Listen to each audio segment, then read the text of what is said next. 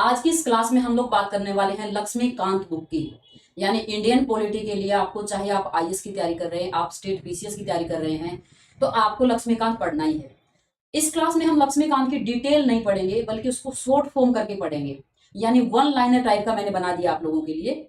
और यहाँ पे चैप्टर नंबर, जब आप लक्ष्मीकांत खोलेंगे, 7वां एडिशन आपका आ चुका है, तो उसमें है चैप्टर नंबर 2 यानी अध्याय 2, और उसका नाम है संविधान का निर्माण, मेकिंग ऑफ द कॉन्स्टिट्यूशन। हम लोग पहले इसकी करेंगे पूरा डिटेल, यानी हम लोग इसकी थ्योरी वाला भाग करेंगे कि लक्ष्मीकांत में जैसे जैसे दिया गया है उसी को शॉर्ट फॉर्म में आपके सामने रखा जाएगा। और फिर हम लोग दूसरी क्लास में, क्योंकि ये बड़ा चैप्टर है, एक क्लास में ये हो नहीं सकता है, दूसरे वाले जो हम लोग क्लास करेंगे उसमें इससे रिलेटेड जितने भी क्वेश्चन पूछे गए हैं किसी भी एग्जाम में, स्टेट पीसीएस में या फिर आईएएस में पूछे गए पेपर हैं, वो सारे क्वेश्चन हम लोग डिस्कस करेंगे। लगभग 60-70 क्वेश्चन डिस्कस करवाएंगे। तो इस क्लास को शुरू करते हैं। और पहले हम लोग पढ़ेंगे इसकी डिटेल, एक एक चीजें साथ साथ में आपको याद होती रहेंगी। चलिए शुरू करते हैं इसको। सबसे पहला जो दिया गया इसमें, संविधान सभा की मांग। यानी संविधान सभा जो बनी, संविधान सभा क्या थी जिसने हमारा इतना प्यारा ये संविधान बनाया, तो वो क्या थी? एक सभा थी, चुनाव हुआ, कैसे कैसे, ये पहले तो इसके बारे में पढ़ेंगे कि ये डिमांड किसने किया, सबसे पहले किसके दिमाग में ये विचार आया कि हमारा अपना खुद का संविधान होना चाहिए, कि देश तो आजाद हो जाएगा, 1947 में देश आजाद भी हुआ, तो अपना जब तक संविधान नहीं होगा तो हम पूरी तरह से स्वतंत्र नहीं माने जाएंगे। तो पहला इसका जो हेडिंग है लक्ष्मीकांत का, क्या है? संविधान सभा की मांग। यानी वो कौन से व्यक्ति थे, वो कौन सी पार्टियां थी, क्या क्या प्रोसीजर हुआ, इंग्लैंड की तरफ से, अंग्रेजों की तरफ से, ब्रिटिश की तरफ से कौन कौन से आयोग भेजे गए, किसकी रिकमेंडेशन पे इसका निर्माण किया गया। तो पढ़ते हैं, इसको शुरू करते हैं। क्या दिया गया? संविधान सभा की मांग। सबसे पहले एमएन रॉय 1934 में। अगर आपसे पूछ लिया जाए व्यक्ति के बारे में कि वो कौन से व्यक्ति हैं जिन्होंने संविधान सभा की मांग सबसे पहले की और कब की, 1934 में, तो आपका आंसर क्या आएगा? एमएन रॉय। ठीक है, कई बार क्वेश्चन पूछा भी गया, क्वेश्चन जब हम पढ़ाएंगे तो दिखाएंगे आपको। एमएन रॉय कौन थे? वामपंथी आंदोलन के प्रखर नेता थे उस टाइम के। ये तो हो गया व्यक्ति के बारे में। एक क्वेश्चन पूछा हुआ है, वो कौन सा राजनीतिक दल था, वो कौन सी पार्टी थी जिसने सबसे पहले संविधान सभा की मांग उठाई थी, तो उसका नाम भी याद रखेंगे साथ में। उसका नाम था स्वराज पार्टी। स्वराज पार्टी। और इसने भी कब उठाई थी? 1934 की ही बात कर रहे हैं हम लोग, 1934। और इनका अधिवेशन कहाँ हुआ था? तो ये था इनका रांची अधिवेशन। तो दोनों चीजें आपको याद रखनी है। रांची अधिवेशन में स्वराज पार्टी ने संविधान सभा के गठन की मांग उठाई थी पहली बार। पहली बार व्यक्ति पूछा गया, एमएन रॉय। पहली बार पार्टी पूछी गई तो स्वराज पार्टी। फिर हम आएंगे 1935 पे, आधिकारिक रूप से मांग की गई भारतीय राष्ट्रीय कांग्रेस के द्वारा। ये कब की गई? इसके एक साल बाद, यानी 1935 में। अगर आपसे क्वेश्चन ऐसे पूछ लिया जाए, क्वेश्चन को थोड़ा सा घुमा के पूछता है हर एग्जाम में, कभी व्यक्ति पूछेगा, कभी पहली बार, प्रथम बार किस पार्टी ने, या फिर पूछ लिया जाएगा आधिकारिक मांग के रूप में किसने रखा, तो भारतीय राष्ट्रीय कांग्रेस ने। कब रखा? 1935 में। फिर 1938 में आपको क्या जानना है कि जवाहरलाल नेहरू की घोषणा, संविधान सभा वयस्क मताधिकार और बाहरी हस्तक्षेप के बिना चुनी जाएगी। स्टेटमेंट देके पूछ लिया जाएगा कि निम्नलिखित में से किस व्यक्ति का यह कथन है कि हमारी जो संविधान सभा होगी, यानी संविधान बनाने वाली जो संस्था होगी, वो वयस्क मताधिकार के आधार पर चुनी जाएगी और किसी तरह का बाहरी हस्तक्षेप नहीं होगा, यानी अंग्रेजों का उसमें किसी भी तरह का दखल नहीं होगा। तो आपका आंसर क्या आएगा? जवाहरलाल नेहरू। और ये स्टेटमेंट कब दी गई थी? 1938 में। 1939 प्रस्ताव पारित करके इसका समर्थन किया गया। 1939 में जो ये मांग उठी थी, इसका प्रस्ताव पारित कर दिया गया कि हाँ भाई संविधान सभा बननी चाहिए। तो ये प्रस्ताव पारित कब हुआ? 1939 में। इसके बाद आपको अंग्रेजों वाला पढ़ना कि उनकी तरफ से क्या पहल की गई। जब भारतीयों ने डिमांड उठाई, मांग उठाई, तो उनकी तरफ से भी कुछ पहल की जाए अंग्रेजों की तरफ से। तो ये 3 डेट आपको याद रखनी है। पहला है 1940। 1940 को हम जानते हैं अगस्त प्रस्ताव के नाम से, क्योंकि अगस्त महीने में आया था। उसमें क्या किया गया? नेहरू की मांग को सैद्धांतिक रूप से स्वीकार किया गया। किसके द्वारा? ब्रिटिश सरकार के द्वारा। यानी उन्होंने प्रस्ताव पारित किया। अभी तक आपने क्या पढ़ा है कि एमएन रॉय जी ने उठाई 1934 में, स्वराज पार्टी ने 1934 में उठाई, 1935 में भारतीय राष्ट्रीय कांग्रेस ने भी कहा भाई बिल्कुल डिमांड सही है, इसको मान लिया जाएगा। उसको प्रस्ताव पारित कर दिया गया, अंग्रेजों के पास भेज दिया गया। अंग्रेजों ने भी इस मांग को सैद्धांतिक रूप से स्वीकार कर लिया गया। किसके माध्यम से? क्वेश्चन कैसे बनेगा? ब्रिटिश सरकार के द्वारा संविधान सभा की मांग को किसके माध्यम से स्वीकार किया गया? तो आपका आंसर क्या आएगा? अगस्त प्रस्ताव 1940 के माध्यम से। फिर आएंगे 2 आयोग यानी वो ड्राफ्ट लेके आएंगे कि आपकी संविधान सभा कैसे कैसे बननी चाहिए। इसके बारे में खूब आपसे क्वेश्चन पूछेंगे, क्रिप्स मिशन के बारे में, कैबिनेट मिशन के बारे में। तो सबसे पहले आएगा 1942 में, और इसका नाम है क्रिप्स मिशन। संविधान सभा के लिए ये आता है, संविधान सभा के निर्माण के लिए।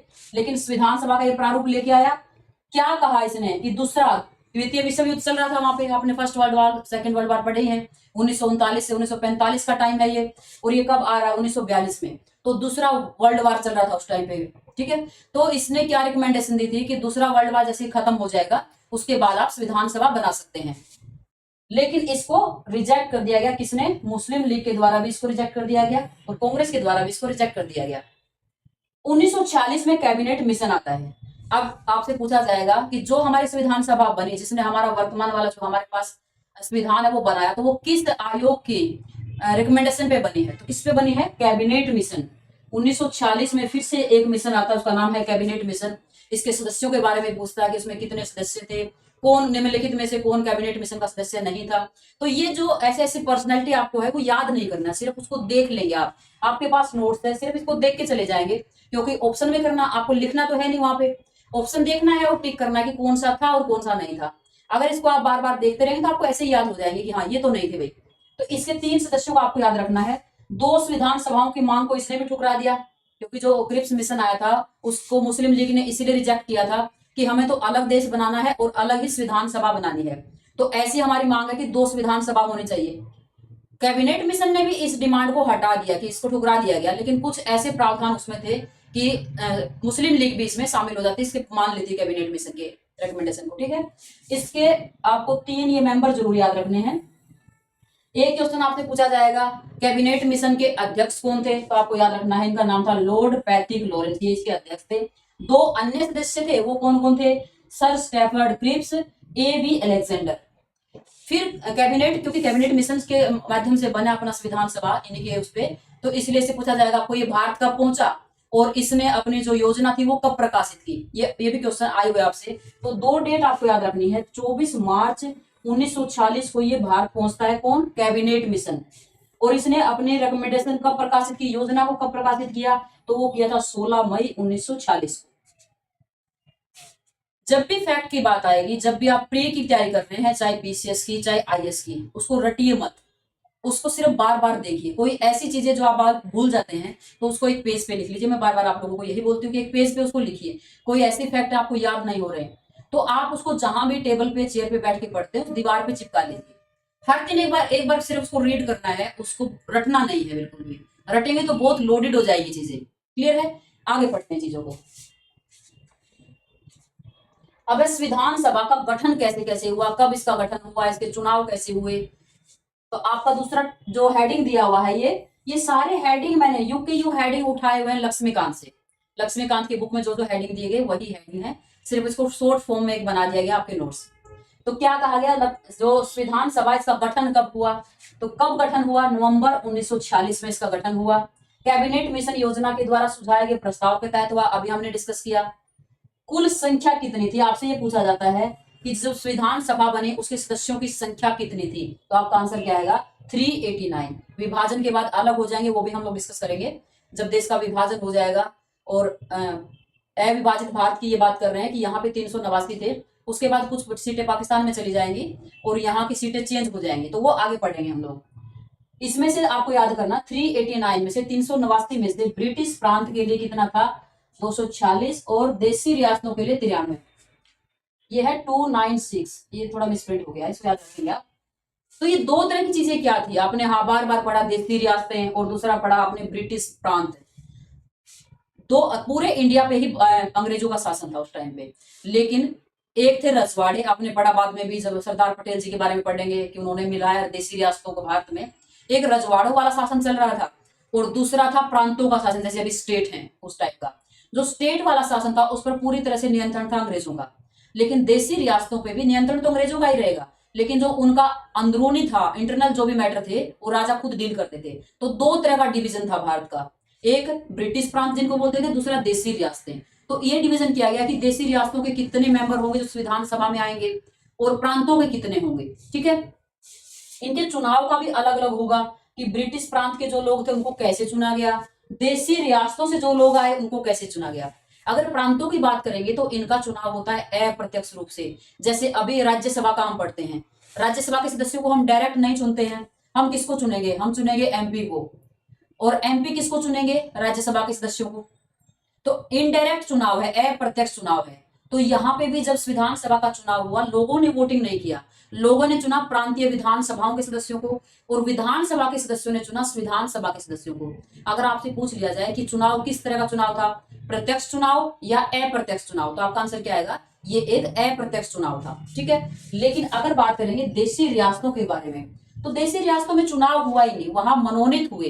राजा ने जिसको भी अपना कैंडिडेट मनोनीत कर दिया, मान लीजिए कोई राजस्थान की रियासत है, वहां के राजा ने किसी भी एक व्यक्ति को मनोनीत कर दिया कि आप विधानसभा के लिए जाएंगे, तो वहां पे क्या हुआ, मनोनीत। दो तरह की बातें होंगी, आधे निर्वाचित सदस्य हैं और कुछ सदस्य क्या है, मनोनीत हैं। सीटों का आवंटन कैसे हुआ, जो 389 सीट थी वो किस आधार पर चुनी गई, तो आपका आंसर हमेशा ही आएगा किसके आधार पर चुनी जाएगी, जनसंख्या के आधार पर। और एक क्वेश्चन पूछा गया एमपीपीसीएस में कि एक सदस्य यानी विधानसभा का एक सदस्य कितने लोगों का प्रतिनिधित्व करता है, यानी कितने लोगों को रिप्रेजेंट करता है, तो आपका आंसर क्या आएगा, लगभग 10 लाख। 10 लाख लोगों पर एक सीट निश्चित की गई। तो ये भी आपको याद करना है कि इसका आवंटन किस आधार पर हुआ, सीटें किस आधार पर बांटी गई, जनसंख्या के आधार पर। और जनसंख्या के आधार में भी कितने लोगों पर, 10 लाख लोगों पर, लगभग 10 लाख लोगों पर एक सीट दी गई। सीटों का निर्धारण कैसे हुआ, ये बहुत इंपॉर्टेंट है कि कैसे निर्धारण हुआ, अंग्रेजों की तरफ से कैबिनेट मिशन ने किया ना, ड्राफ्ट तैयार किया, तो इसमें क्या हुआ, सीटों का निर्धारण क्या होगा, 3 समुदाय में, 3 कैटेगरी में इसको डिवाइड किया गया। और वो 3 कैटेगरी क्या थी, एक थी मुस्लिम, दूसरा थी सिख, और तीसरे में डाला गया था अन्य, यानी मुस्लिम और सिख को छोड़कर जितने भी समुदाय बचेंगे वो अन्य में आएंगे। तो कैटेगरी अगर आपसे पूछ लिया जाए तो 3 कैटेगरी, मुस्लिम, सिख और सामान्य। ठीक है, चुनाव ब्रिटिश प्रांतों में प्रांतीय असेंबली में उस समुदाय के सदस्यों के द्वारा, एकल संक्रमणीय मत के द्वारा, समानुपातिक प्रतिनिधित्व के द्वारा। जैसे हम राष्ट्रपति के चुनाव की बात करते हैं, ये सारी चीजें समझा ही चुके कि कैसे था।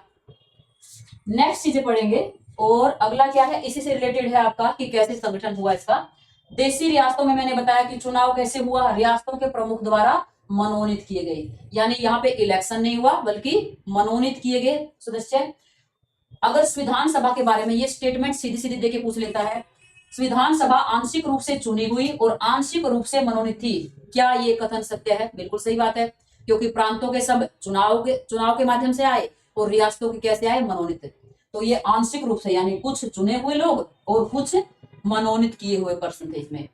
अप्रत्यक्ष चुनाव हुआ, हमने डायरेक्ट वोटिंग नहीं की, पब्लिक ने, क्या कैसे चुनाव हुआ, अप्रत्यक्ष, प्रांतीय व्यवस्थापिकाओं के सदस्यों द्वारा सीमित मताधिकार के आधार पर चुनी गई। इस बात पे ध्यान देना आपको।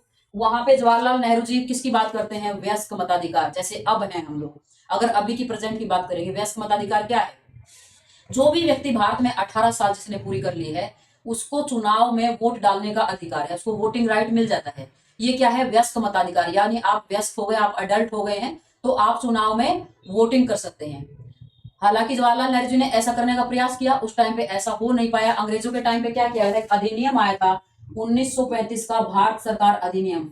आप हिस्ट्री में पढ़ते होंगे, या हिस्टोरिकल बैकग्राउंड जब हम पढ़ते हैं पॉलिटी में भी और हिस्ट्री में भी, यहाँ भी हम लोग पढ़ते हैं। 1935 के अधिनियम में सबको वोट डालने का अधिकार नहीं था। जो प्रांतीय असेंबली के चुनाव हुए उसमें भी सारे लोग वोट नहीं डाल सकते थे। इसको सीमित कर दिया गया, और सीमित किस आधार पर किया गया, ऐसे लोगों को जो टैक्स पे करते हो, ऐसे लोगों को जिसके पास संपत्ति हो, यानी संपत्ति का भी कुछ निश्चित किया गया कि इतनी संपत्ति होगी वही लोग वोटिंग कर सकते हैं, या शिक्षा के माध्यम से कि इतना पढ़ा लिखा हो, और कुछ अन्य छोटी छोटी बातें भी थी। यानी वयस्क मताधिकार का कंसेप्ट नहीं था, विधानसभा के चुनाव के समय सीमित मताधिकार था। आपसे पूछा जा सकता है ये सीमित मताधिकार का जो प्रावधान था वो किस अधिनियम के माध्यम से लाया गया था, तो याद करेंगे आप 1935 का अधिनियम। ठीक है, आगे क्या है, या आगे मैंने बता भी दिया आपको, एक लाइन में लिख दिया कि सीमित मताधिकार भारत सरकार अधिनियम 1935 ने कर, संपत्ति और अन्य योग्यताओं के आधार पर सीमित मताधिकार प्रदान किए। विधानसभा के लिए चुनाव कब हुए, ये भी आपसे पूछ सकता है। अभी हमने गठन किया, यानी विधानसभा कब गठित हुई, तो नवंबर में गठित हुई। इसके लिए चुनाव कब हुए, तो चुनाव हुए जुलाई अगस्त 1940 में। अब आपसे पूछ सकता है कि जब चुनाव हुए तो मुस्लिम लीग को कितनी सीटें मिली, भारतीय राष्ट्रीय कांग्रेस को कितनी सीटें मिली। 2 ही मेन थी उस टाइम पे, बाकी छोटे छोटे दल थे, उनको 1 सीट 2 सीट मिलेंगी। तो 2 का याद करना आपको बहुत जरूरी है। ये वाली जो 296 जो प्रांतों के लिए सीट थी, आपसे पूछा जा सकता है कि कांग्रेस को इसकी कितनी सीटें मिली, तो कांग्रेस को मिली 208 सीटें, यानी सबसे ज्यादा। दूसरे नंबर पे आएगी आपकी मुस्लिम लीग, और मुस्लिम लीग को कितनी सीटें मिलती हैं, 73 सीट मिलेगी, और 15 सीट जो बची वो अन्य छोटे छोटे दलों को मिलेगी। तो दो का आपको याद करना, सारा याद नहीं करना है। गांधी जी संविधान सभा में शामिल नहीं थे। आपसे पूछा जाएगा निम्नलिखित में से कौन व्यक्ति संविधान सभा के सदस्य नहीं थे। जितने भी उस समय के फेमस व्यक्ति थे, लगभग सारे लोग संविधान सभा के सदस्य थे। एक ही व्यक्ति का नाम याद रखना है, वो थे हमारे बापू गांधी जी, जो संविधान सभा के सदस्य नहीं थे, और उन्हीं का ऑप्शन में दिया रहेगा आपको। तीन वैसे लोग दे दिए जाएंगे जो संविधान सभा के सदस्य रहे हैं, और एक दे दिया जाएगा गांधी जी के बारे में। तो आपको ये बात लाइन याद रखनी है कि गांधी जी संविधान सभा के सदस्य कभी नहीं रहे। क्लियर है। संविधान सभा में महिलाओं की संख्या कितनी थी, ये भी क्वेश्चन पूछा गया आपसे। इतना सारा डिस्कस करने के बाद आपको बताना है कि संविधान सभा में महिलाएं थी या नहीं थी। तो महिलाएं थी, और उनकी संख्या कितनी थी, तो उनकी संख्या थी 15। ठीक है, अगले क्वेश्चन का हम लोग ध्यान देंगे। और अगला हेडिंग जो दिया गया है वहां पर बुक में, वो है संविधान सभा की कार्य प्रणाली, यानी गठन भी हो गया, मांग भी हो गई, अब काम किस तरीके से करेगी, यानी कौन कौन सी उनकी मीटिंग हुई, बैठकें हुई, किसको अध्यक्ष चुना गया, किसको स्थायी अध्यक्ष चुना गया, अस्थायी, उपाध्यक्ष, कैसे काम किया, इसके बारे में बात करेंगे। तो तीसरा हेडिंग आपका क्या है, संविधान सभा की कार्य प्रणाली क्या क्या रही। पहली बैठक कब हुई, पहली बैठक बहुत इंपॉर्टेंट है, इसमें कई सारे काम होंगे। कब हुई, 9 दिसंबर 1946 को पहली बैठक की गई। मुस्लिम लीग ने इसका बहिष्कार किया और अलग पाकिस्तान की मांग की। अगर आपसे पूछ लिया जाएगा कि क्या पहली बैठक में मुस्लिम लीग ने हिस्सा लिया था, तो आपका आंसर आएगा नहीं। 9 दिसंबर को जब संविधान सभा की पहली बैठक होती है, तो मुस्लिम लीग के सदस्य उसमें हिस्सा नहीं लेते हैं। अभी हमने पढ़ा 73 लोगों को चुना गया था, तो वो 73 लोग इसमें नहीं आते हैं। 207 सदस्यों ने भाग लिया। आपसे पूछ सकते हैं पहली मीटिंग के लिए कि प्रथम मीटिंग में संविधान सभा के कितने सदस्य उपस्थित हुए थे, तो आपका आंसर क्या आएगा, 207। अस्थायी अध्यक्ष डॉक्टर सच्चिदानंद सिन्हा को चुना गया। पहली मीटिंग में स्थायी यानी परमानेंट अध्यक्ष नहीं चुना गया, बल्कि अस्थायी अध्यक्ष चुन लिया गया डॉक्टर सच्चिदानंद सिन्हा जी को। कई बार क्वेश्चन पूछा गया है, आईएएस में भी, पीसीएस में भी। और आपसे पूछा जा सकता है कि किसके आधार पर ये पूरी जो संविधान सभा में जितने लोग आए हुए थे, सबसे ज्यादा सीनियर ये व्यक्ति थे। और फ्रांस में ही ऐसा किया जाता था। फ्रांस की तर्ज पर अगर पूछा जाए किस देश की तर्ज पर इसको चुना गया था, तो फ्रांस में जो सबसे बुजुर्ग व्यक्ति होते थे संविधान उस सभा में, उसी को अध्यक्ष चुना जाता था। तो ये भी आपको याद रखना है कि सच्चिदानंद सिन्हा जी सबसे सीनियर थे, इसलिए उनको परमानेंट नहीं बल्कि टेम्पोररी अध्यक्ष उस दिन के लिए 9 तारीख के लिए चुन लिया गया। और ये फ्रांस देश की नकल पर चुना गया था, इन्हीं की तर्ज पर चुना गया। फिर आपको दूसरी बैठक है कि दूसरी बैठक कब होगी।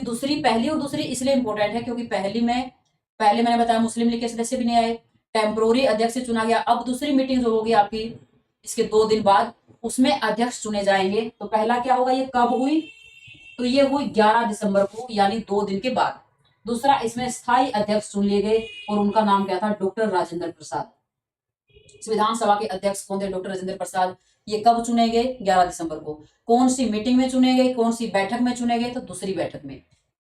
25 जनवरी 1947 को उपाध्यक्ष चुने गए और 16 जुलाई 1947 को दूसरे उपाध्यक्ष चुने गए। संविधान सभा के 2 उपाध्यक्ष थे। यहां भी एक नाम याद रखना, सेकंड वाली जो मीटिंग हुई थी, यहां पे भी किसी को उपाध्यक्ष चुना गया था, उसका नाम खोजकर आप मुझे बताएंगे। और ये राजस्थान पीसीएस में पूछा गया क्वेश्चन है। ये तो परमानेंट इसके उपाध्यक्ष जनवरी में 1947 में। इससे पहले भी एंथनी जी एक नाम है उनका, पूरा नाम उसको पढ़ेंगे क्या है। और एमपीपीसीएस का क्वेश्चन है कि अस्थायी, इनका क्या नाम, क्या कौन थे ये, अस्थायी उपाध्यक्ष थे।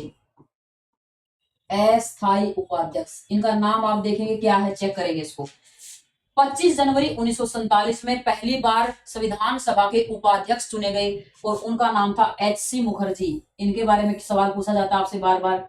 फिर एक उपाध्यक्ष की और जरूरत पड़ी और वो कब चुने गए, जुलाई महीने में, 16 जुलाई 1947 को, और उनका नाम था वीटी कृष्णामंचारी।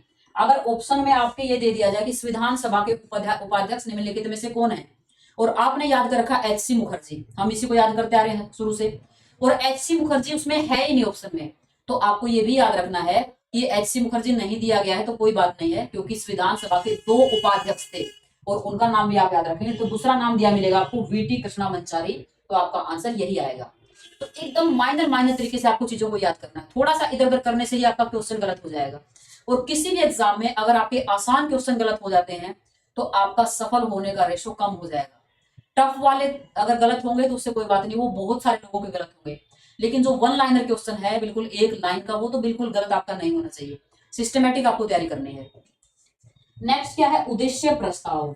इसके बारे में आपने खूब सुना होगा। जो अपना भारत का संविधान है, या आपने बचपन से एनसीईआरटी पढ़ी है, सबके पहले पेज को आप जब खोलेंगे तो उस पे भारत के संविधान की प्रस्तावना लिखा जाता है, प्रियम्बल लिखी रहती है उसके ऊपर, हम भारत के लोग, भारत को एक प्रभुसत्ता संपन्न लिखा होता है।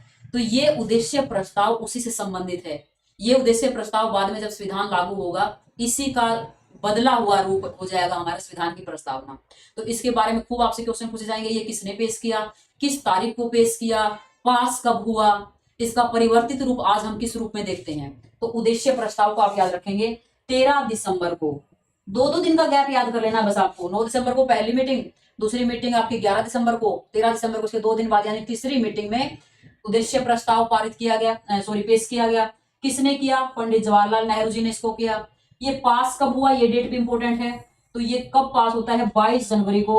और कैसे पास हुआ है, सर्वसम्मति से, यानी इस पे किसी को कोई ऑब्जेक्शन नहीं, जितने भी सदस्य थे सबकी सहमति से इस प्रस्ताव को पारित कर दिया गया।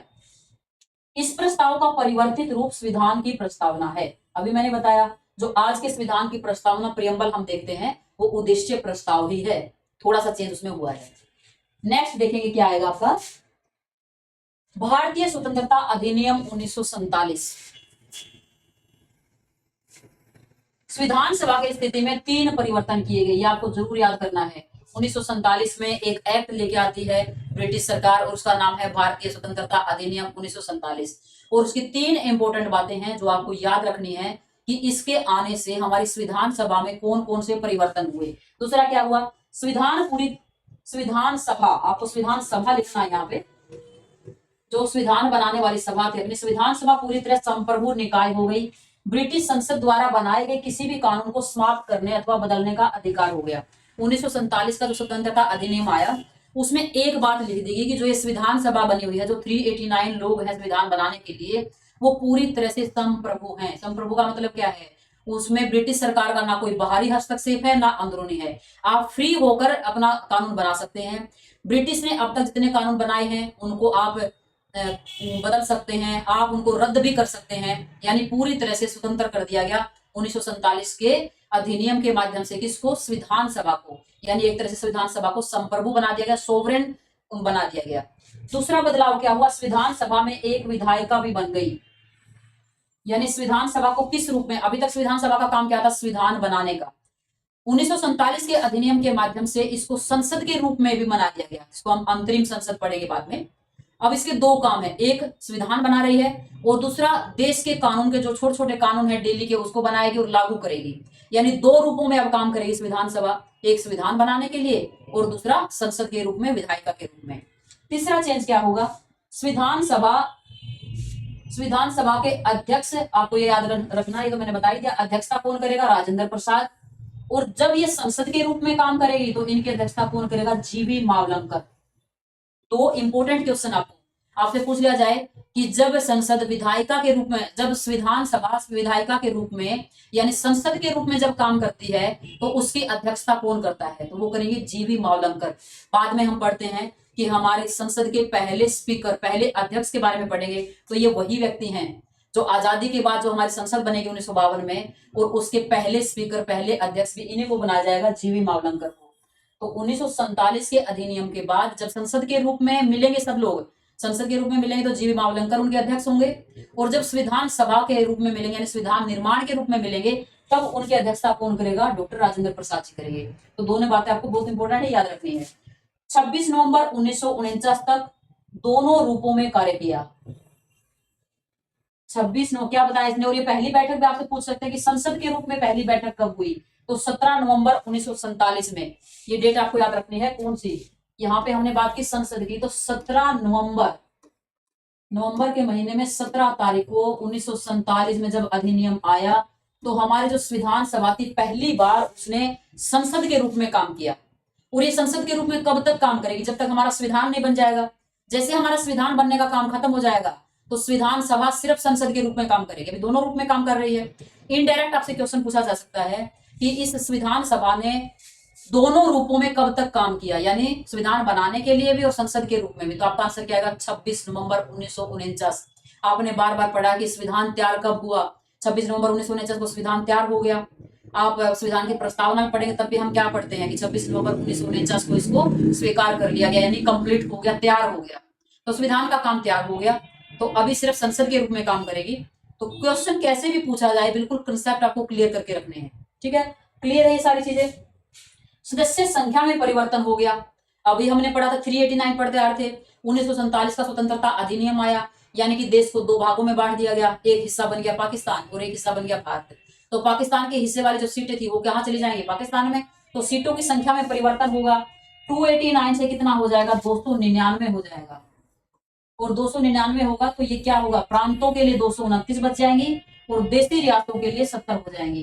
तो दोनों तरह के सवाल आपको याद करने हैं। अविभाजित भारत में 389, राज्यों के लिए 296, देशी रियासतों के लिए 90।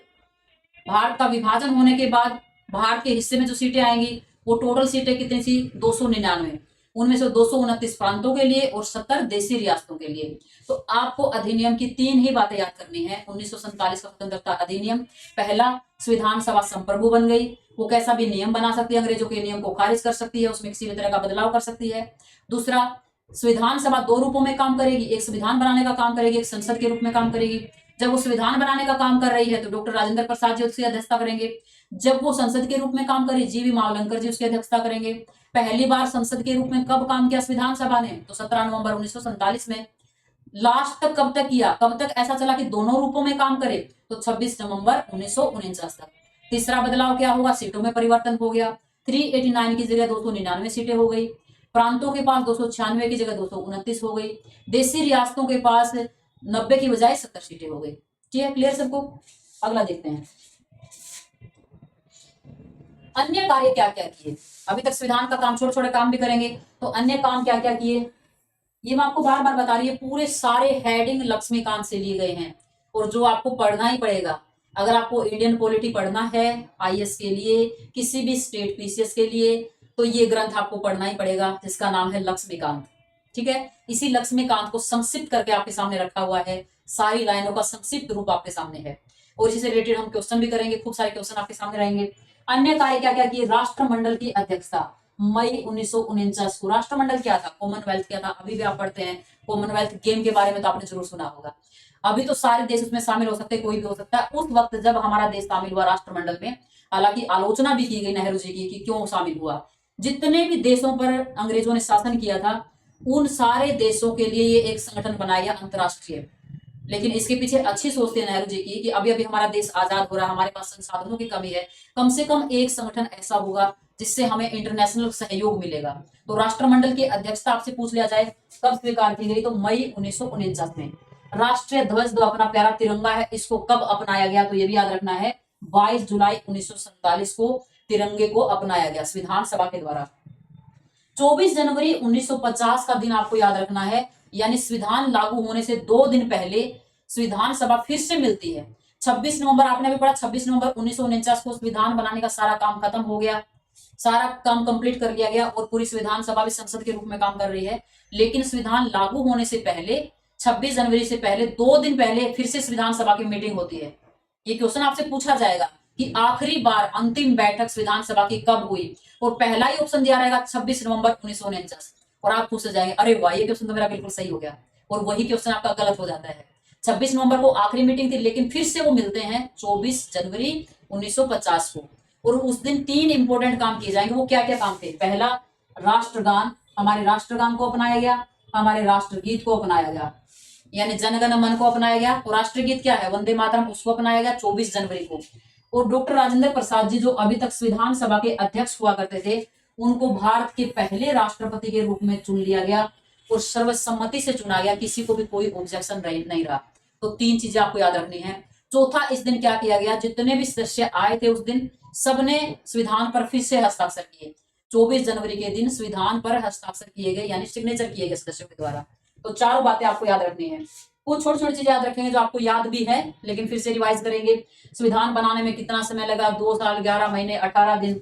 लगभग कितने देशों के संविधान का अवलोकन किया गया। तो ये जो संविधान बना है अपने देश का, वो ऐसे ही नहीं छाप दिया गया है, ऐसे ही इतना टाइम नहीं लगा है, लगभग 60 देशों के, वर्ल्ड के 60 देशों के संविधान को पढ़ा गया, उसको देखा गया, उसमें कौन कौन सी अच्छी चीजें हैं, जो अच्छी अच्छी चीजें थी उनको उठा लिया गया, लगभग 60 देशों के संविधान को मिलाकर, और फिर हमारे संविधान का कुछ हमारी मूल बातें मिलाई गई, इस तरह से संविधान का निर्माण हुआ। फिर आपसे पूछा जाएगा इसके प्रारूप पर कितने दिन तक विचार हुआ, ये जरूर याद कर लेना आपको, कितने दिन तक हुआ, 114 दिन तक विचार हुआ कि कैसे ड्राफ्ट किया जाए, इसको कितने भागों में विभाजित किया जाए, क्या क्या चीजें इसमें रखी जाए। संविधान के निर्माण पर कितने खर्च हुए, तो 64 लाख रुपए। आज की उसमें नहीं देखने हैं, आज की उसमें देखेंगे तो 64 लाख रुपए तो बहुत कम है, लेकिन आपको कब का देखना है, 1949 में बन के तैयार हो गया था, 46 में बनना शुरू हुआ, उस टाइम पे 64 लाख रुपए आपको कितने खरबों के बराबर होंगे, तो ये खर्च हुआ आपके संविधान बनाने पे। संविधान की अंतिम बैठक कब हुई, तो ये याद रखना आपको, अंतिम बैठक 26 नवंबर 1949 को नहीं, बल्कि 24 जनवरी 1950 को हुई, जब 4 काम किए गए। अंतरिम संसद कब तक रहेगी, आपको ये बताना। अंतरिम संसद का मतलब क्या था, हमारी संसद कब आएगी, जब चुनाव होंगे, और पहले ही आम चुनाव होते हैं आपके 1952 में आजादी के बाद, तो तब तक जो संसद चलेगी, यानी संविधान सभा जो संसद के रूप में काम कर रही है, तो हम उसको क्या बोलते हैं, अंतरिम संसद। कुछ वर्ड्स को जान लेना बहुत जरूरी, कुछ तो आपके क्वेश्चन इसलिए गलत हो जाते हैं, आपको उसका मतलब नहीं पता रहता है। तो आपसे क्या पूछा गया कि अंतरिम संसद के रूप में कब तक काम करती है, यानी जब तक संसद नहीं आ जाएगी। कब शुरू किया इसने, 26 जनवरी 1950, 17 अप्रैल 1952 तक। 17 अप्रैल को ये बन जाता है आपका नया संसद, और उसके बाद दोनों यानी लोकसभा राज्यसभा दोनों का चुनाव हो जाता है, और उसके बाद संसद आ जाती है। उससे पहले जो संसद के रूप में काम करेगी उसको हम बोलेंगे अंतरिम संसद। आगे देखते हैं, आगे क्या, संविधान सभा की समितियां, इसमें खासकर ड्राफ्टिंग कमेटी यानी प्रारूप समिति के बारे में खूब क्वेश्चन पूछे जाते हैं आपसे, बाकी समितियों की भी बात करेंगे। तो संविधान बनाने के लिए कई सारी समितियां बनाई गई, आपको याद करनी है मूल रूप से 8 समितियां जो बड़ी समितियां थी, कुछ अन्य समितियां थी उनके बारे में इतना याद नहीं करना, आपको 8 के नाम और उनके अध्यक्ष कौन कौन थे वो याद करना है, और प्रारूप समिति उसको किस किस नाम से जानते हैं, उसके अध्यक्ष कौन थे और उसके सदस्य कौन थे, सिर्फ देखना है, बार बार उनको रटना नहीं है। तो देखेंगे 8 बड़ी समितियां थी और अन्य छोटी समितियां थी। 8 बड़ी समितियों के आपको अध्यक्ष और उनके नाम दिए गए हैं, संघ शक्ति समिति जवाहरलाल नेहरू, संघीय संविधान समिति, प्रांतीय संविधान समिति, इन दोनों के जवाहरलाल नेहरू थे, संघीय शक्ति समिति भी और संघीय संविधान समिति भी। प्रांतीय संविधान समिति सरदार वल्लभ भाई पटेल, प्रारूप समिति आप लोग सब लोग जानते हैं बी आर अम्बेडकर जी, मौलिक अधिकार अल्पसंख्यक व जनजातियों तथा बहिष्कृत क्षेत्रों के लिए सलाहकार समिति, ये इतनी बड़ी सारी समिति जिसके अध्यक्ष सरदार पटेल जी थे, इसकी 5 उप समितियां थी, उसमें से सिर्फ 2 आपको याद रखनी है, वो 2 ही पेपर में आपसे पूछी जाएगी। इसी की सब समितियां यानी उप समिति हैं। एक थी मौलिक अधिकारों के बारे में, आपको याद रखना मौलिक अधिकारों के बारे में जो समिति थी उसके अध्यक्ष थे जेबी कृपलानी, और इसी की एक थी अल्पसंख्यक उप समिति, उनके अध्यक्ष थे एच.जी. मुखर्जी। तो ये 2 बिल्कुल याद कर लेंगे, इसको बार बार पूछा भी गया है और पूछा भी जाएगा आपसे। यानी जो ये समिति है 5वीं समिति, इसकी 2 उप समितियां याद रखनी है।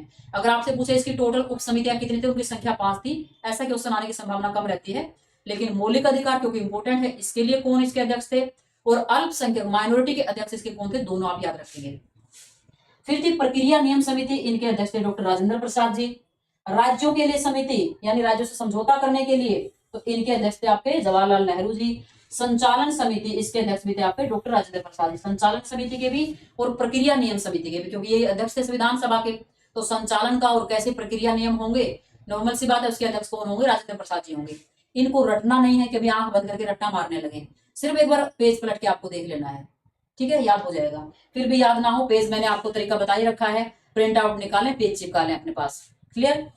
नेक्स्ट देखेंगे, अब हमें बात करनी है प्रारूप समिति के बारे में। जो मैंने 8 समितियां याद की हैं उसी में से एक प्रारूप समिति, ड्राफ्टिंग कमेटी, पांडुलेपन समिति, कई तरह के इसके नाम हैं। तो इसको कब बनाया गया, तो 29 अगस्त 1947 को इसका गठन किया गया। नियुक्ति भी पूछ सकता, कभी वर्ड दे दिया जाएगा कि प्रारूप समिति की नियुक्ति कब की गई, तो नियुक्ति का मतलब भी गठन ही मानना आपको। इसका गठन कब किया गया, इसको कब बनाया गया, तो आंसर क्या आएगा 29 अगस्त, ये डेट याद कर लेनी है आपको। सदस्य कितने थे, 7 सदस्य। अध्यक्ष को हटाकर सदस्य कितने थे, ये क्वेश्चन भी पूछा गया है, तो कितने सदस्य थे, 6 सदस्य। सदस्यों के सिर्फ ऐसे नाम में आपके पर नजर मार लेना है। अध्यक्ष थे इनके doctor B R Ambedkar ji, N Gopalaswami Ayyangar, Alladi Krishnaswamy Iyer, doctor K M Munshi, Syed Mohammad Saadulla, N Madhava Rao और ये दो पर्सनालिटी आपको याद रखने, एन माधव राव और टीटी कृष्णामाचारी। ये बाद में ड्राफ्टिंग कमेटी के सदस्य बने, पहले इनसे पहले कौन थे, यहाँ पर थे बीएल मित्र जी। याद रखना है, ऐसे पूछ सकते हैं किसका देहांत हो गया और किसने इस्तीफा दे दिया, तो आपको याद रखना बी, बस याद करने का तरीका बी से बीमार, यानी बीएल मित्र जी बीमार हो गए, उन्होंने इस्तीफा दे दिया और उनकी जगह पर एन माधव राव जी को ड्राफ्टिंग कमेटी का सदस्य बनाया गया। दूसरे थे डीपी खैतान, और ये सिर्फ याद रखने के लिए, डी से यानी डेथ, इनकी मृत्यु हो जाती है और इनकी सीट खाली हो जाती है, तो इनकी जगह पे कौन आते हैं, टीटी कृष्णामाचारी। हमने वहां पे पढ़ा था वीटी कृष्णामाचारी वो अलग व्यक्ति हैं, वो राजस्थान से हैं, और ये अलग है, तो वीटी और टीटी दोनों अलग अलग हैं, एक ही मत समझ लेना इसको, क्लियर है। पहला प्रारूप इसने कब तैयार किया, इसको पूरा ड्राफ्ट करना था कि हमारे संविधान का रूप कैसा हो, क्या क्या चीजें रखी जाए, इसी के लिए प्रारूप समिति बनाई गई। तो इसने पहला प्रारूप कब बनाया, फरवरी 1948 में। और कितनी अच्छी बात थी, अभी बहुत सारी हम लोग इसकी आलोचना ही पढ़ेंगे कि क्या क्या आलोचना लोग करते हैं। जब इसका ड्राफ्ट तैयार हुआ हमारे संविधान का, तो लोगों के पास प्रकाशित किया गया इसको कि आप अपना विचार दें, 8 महीने का टाइम दिया गया लोगों को कि आप अगर किसी तरह का संशोधन करना चाहते हैं, किसी तरह का आप सुझाव देना चाहते हैं, तो आपके पास टाइम है, आप ये सुझाव दे सकते हैं। और ये कब किया गया था, 1948 के फरवरी महीने में पहला ड्राफ्ट भारतीय संविधान का प्रकाशित कर दिया गया आम जनता के लिए। प्रारूप तैयार करने में 6 महीने से भी कम का समय लगा, 6 महीने तक इसको प्रारूप पे काम किया गया। और ये जरूरी है कि इसकी मीटिंग कितनी हुई, 141 मीटिंग की गई 6 महीने में इस प्रारूप पर डिस्कस करने के लिए। तो ये मीटिंग वाला याद रखेंगे, टाइम वाला आपसे नहीं पूछा जाएगा। और कुछ फैक्ट देखते हैं इसके बारे में। संविधान का प्रभाव में आना, यानी संविधान बन गया, सब कुछ हो गया, ये लागू कब होगा, इसके बारे में पढ़ते हैं। ये अगला हेडिंग है लक्ष्मीकांत का आपका, संविधान का प्रभाव में आना। पहला है 4 नवंबर 1948 विधानसभा का अंतिम प्रारूप पेश किया गया और इस पर क्या किया गया, प्रथम वाचन किया गया। अब ये वाचन आपको पढ़ने, वाचन का मतलब कुछ नहीं है, पढ़ना होता है वाचन का मतलब। पहली बार संविधान में आपसे क्वेश्चन कैसे बना के पूछा जाएगा। संविधान की भाषा थोड़ी सी क्लिष्ट है, यानी आपको थोड़ी सी टफ लगती है, खासकर जब हम हिंदी में बात करते हैं। इंग्लिश वाले स्टूडेंट के लिए तो नॉर्मल है ये, लेकिन क्योंकि इसका ट्रांसलेशन किया गया बाद में, उसमें भी हम लोग पढ़ेंगे इन चीजों को, तो ये थोड़ी सी इसकी लैंग्वेज जो होती है वो टफ टाइप की होती है। वाचन का मतलब कुछ नहीं, सिंपल है बिल्कुल, कि संविधान को पहली बार पढ़ा गया संविधान सभा में, ड्राफ्ट बन गया, लोगों के लिए रख दिया, उसको फाइनल कर लिया गया। उसके बाद संविधान सभा की फिर से मीटिंग होगी और उसमें उस पूरे संविधान को पढ़ा जाएगा। प्रथम वाचन मतलब पहली बार बैठक हुई और उसको पढ़ा गया, उस पर डिस्कस किया गया, क्या ठीक है क्या गलत है। तो पहला वाचन कब हुआ, 4 नवंबर 1948 को संविधान पहली बार पढ़ा गया। इसलिए मैंने इसको लिख भी दिया है कि प्रथम वाचन का मतलब क्या है, पहली बार पढ़ा गया, फिर दूसरी बार पढ़ा जाएगा, फिर तीसरी बार पढ़ा जाएगा। आपसे ऐसे भी क्वेश्चन पूछे थे कितनी बार वाचन किया गया संविधान का, तो आपका आंसर क्या रहेगा, 3 बार, यानी 3 बार। तृतीय वाचन के बाद इसको फाइनल कर दिया जाएगा, ड्राफ्ट आ जाएगा। सभा में इस प्रस्ताव पर 5 दिन तक चर्चा हुई। ये डेट आपको याद करनी है, कई बार पूछी गई डेट है आपको, पहला, दूसरा और तीसरा। एक दिन में नहीं पढ़ा जाएगा क्योंकि इतना लंबा चौड़ा संविधान एक दिन में तो होगा नहीं। उसको पहले इतना पढ़ लिया गया, उस पर डिस्कस किया गया, सबसे पूछा जाएगा क्या चीजें सही है, क्या रखना है, क्या हटाना है, सब कुछ। तो पहला जो वाचन होगा वो 4 नवंबर को शुरू होगा और 9 नवंबर तक जाएगा, यानी 5 दिन का सेशन रहेगा। प्रथम वाचन कितने दिन चलेगा, 5 दिन। ये डेट याद रखना, 4 नवंबर से लेकर 9 नवंबर तक। फिर आएगा आपका द्वितीय वाचन, यानी दूसरा वाचन, दूसरी बार संविधान पढ़ा जाएगा और वो क्या होगा, 15 नवंबर से लेकर 17 अक्टूबर 1949, 48 से लेकर 1949 तक इस पे डिस्कस किया जाएगा, इसको पढ़ा जाएगा, इसके बारे में डिस्कस किया जाएगा। तृतीय वाचन कब किया गया, ये किया गया 14 नवंबर से 26 नवंबर 1949। और आप जानते ही हैं ये वाली डेट तो एकदम आपको याद ही है, 26 नवंबर को, यानी पूरा काम खत्म हो गया। हाँ भाई, सारा देख लिया हमने सब कुछ। इसके बाद ये प्रस्ताव लाया जाएगा, the constitution and settled by the assembly be passed, यानी हमारी जो संविधान सभा है, ये अम्बेडकर जी ने लाया था, इसका नाम याद रख लेंगे आप। इस प्रस्ताव का नाम क्या था, किसने लाया था, डॉक्टर बी आर अम्बेडकर जी ने। इसका मीनिंग क्या है कि हमारे संविधान के जितने भी काम हैं वो सारे कर लिए गए हैं और सारे सदस्यों ने इसको पास कर दिया है, यानी हमारी तरफ से फाइनलाइज हो गया है पूरा संविधान का। बी आर अम्बेडकर जी के द्वारा लाया गया। और उस दिन कितने सदस्य आए थे, 299, आप जानते टोटल सदस्य थे, लेकिन उपस्थित सदस्यों की संख्या कितनी थी, 284। लास्ट वाला फर्स्ट वाला हमेशा याद रखना है। यानी 26 नवंबर को संविधान सभा के कितने सदस्य उपस्थित थे, तो 284 सदस्य उस दिन सभा में उपस्थित थे, जिसने हमारे संविधान पर हस्ताक्षर किए। इसीलिए फिर बाद में 24 जनवरी 1950 को फिर से संविधान सभा बुलाई जाएगी और फिर से संविधान पर हस्ताक्षर किए जाएंगे, यानी साइन किए जाएंगे। क्लियर है सारी बातें। सारा पास हो गया, आपको बता दिया गया कि 26 नवंबर को पास हो गया, प्रस्ताव ला दिया गया और इसमें 284 सदस्य शामिल हुए थे। अब आपको पढ़ना है कि इसमें क्या कौन कौन से भाग शामिल थे जब हम लोग 29 यानी 26 जनवरी 1949 के दिन आपको बताना है इसमें क्या शामिल था। प्रस्तावना इसमें शामिल था, 395 अनुच्छेद इसमें शामिल था, 8 अनुसूचियां इसमें शामिल थी। पूरा संविधान लागू होने के बाद प्रस्तावना को लागू किया गया, ये बात भी इंपॉर्टेंट है आपके लिए। किस प्रस्तावना को कब लागू किया गया, पहले प्रस्तावना को लागू किया गया बाद में। अगर आप संविधान देखेंगे तो सबसे पहले आपका पहला ही पेज क्या है, प्रस्तावना है यानी प्रेम्बल है। लेकिन ऐसा नहीं है, प्रस्तावना को पूरा संविधान पहले लागू हुआ और सबसे लास्ट में प्रस्तावना को लागू किया गया। तो ये भी फैक्ट आप याद रखेंगे। डॉक्टर बी आर अम्बेडकर, आपको बताना जो बी आर अम्बेडकर जी थे वो क्या थे उस टाइम पे, उस टाइम के वो विधि मंत्री थे। ठीक है, लीगल मामलों को देखते थे, विधि मंत्री थे वो उस टाइम पे, ड्राफ्टिंग कमेटी के अध्यक्ष तो थे ही, ये तो आपने पढ़ा ही है। इनको किस किस नाम से जाना जाता है, ये भी क्वेश्चन खूब पूछा जाता है आपसे। इनको भारत के संविधान के जनक के रूप में जाना जाता है, भारत के संविधान के मुख्य वास्तुकार के रूप में भी जाना जाता है। 26 नवंबर का आपको एक बात रखना, 19 नवंबर 2015 से प्रत्येक वर्ष 26 नवंबर को संविधान दिवस के रूप में मनाया जाता है। इसके बाद 16 में राजस्थान ने क्वेश्चन भी पूछ लिया।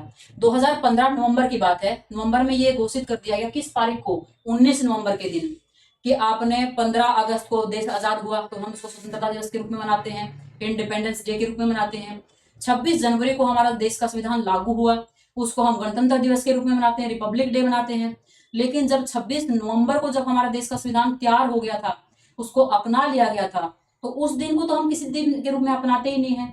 तो 2015 में 19 नवंबर को इसको घोषित कर दिया गया कि हर साल अब 26 नवंबर का जो दिन होगा उसको किस रूप में मनाएंगे, उसको संविधान दिवस के रूप में मनाएंगे, कॉन्स्टिट्यूशनल डे के रूप में मनाया जाता है। तो आपको याद रखना है ये कब मनाना शुरू हुआ है, 2015 से। क्लियर है सबको। अगला कुछ फैक्ट देखते हैं।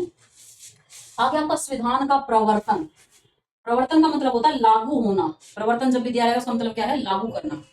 26 नवंबर 1949 को क्या क्या हुआ, नागरिकता यानी सिटीजनशिप से संबंधित जो प्रावधान थे वो लागू हो गए। आपको पता है 26 नवंबर को लागू नहीं हुआ संविधान, 26 जनवरी को लागू हुआ, लेकिन कुछ ऐसे प्रोविजन थे संविधान के जो उसी दिन लागू हो गए, वो आपको याद रखने हैं। तो 26 नवंबर 1949 को क्या क्या चीजें दिन को लागू करना जरूरी था, वो थी नागरिकता, क्योंकि देश का विभाजन हो रहा है, देश के भारत के लोग पाकिस्तान जा रहे हैं, पाकिस्तान के लोग भारत आ रहे हैं। अगर नागरिकता के नियमों को लागू नहीं करेंगे तो हमें कैसे पता चलेगा कि कौन से हमारे देश के निवासी बनेंगे, कौन से जाएंगे, किसकी नागरिकता खत्म होगी। तो ये उसी दिन लागू कर दिए गए। दूसरा चुनाव, क्योंकि चुनाव होगा तभी संसद आएगी, चुनाव की प्रोविजन को भी उसी दिन लागू कर दिया गया। बाकी संविधान को 26 जनवरी के लिए इंतजार किया गया।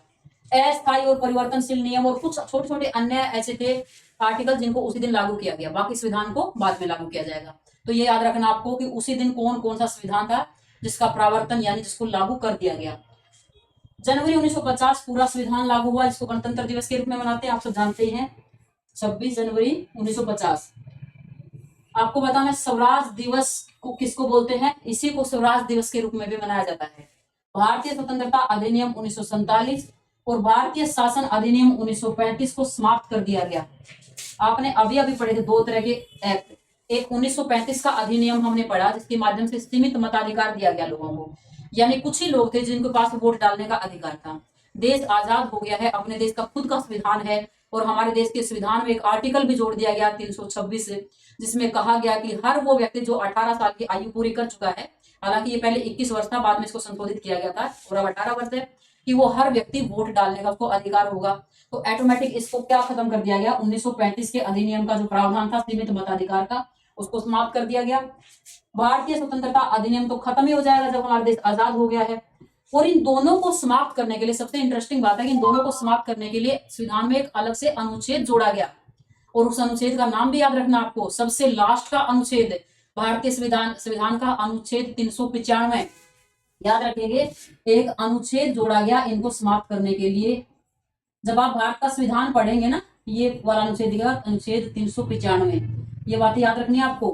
भारत का संविधान पढ़ भी लिया करें कभी कभी, भारत का संविधान हमेशा अपने पास रखे, छोटी सी प्यारी सी पुस्तक है, और उसका जब पलट के देखेंगे आप आर्टिकल 395 लास्ट का आर्टिकल है जो संविधान का, उसमें ये बातें लिखी गई है, और उसका नाम ही है आर्टिकल का निरसन। निरसन का मतलब होता है हटाना, रिपेल, यानी इस आर्टिकल के माध्यम से 1935 के भारत सरकार अधिनियम और भारत सरकार स्वतंत्रता अधिनियम 1947 को हटाया जाता है। और वहां पे एक आर्टिकल, एक और बात लिखी हुई है कि जो प्रीवी पर्स वाला जो लॉ था उसको अभी नहीं हटाया गया, तो बाद में हटाया गया। तो ये 3 ही बातें उसमें लिखी गई हैं, तो इसको भी समाप्त कर दिया गया 26 जनवरी के दिन।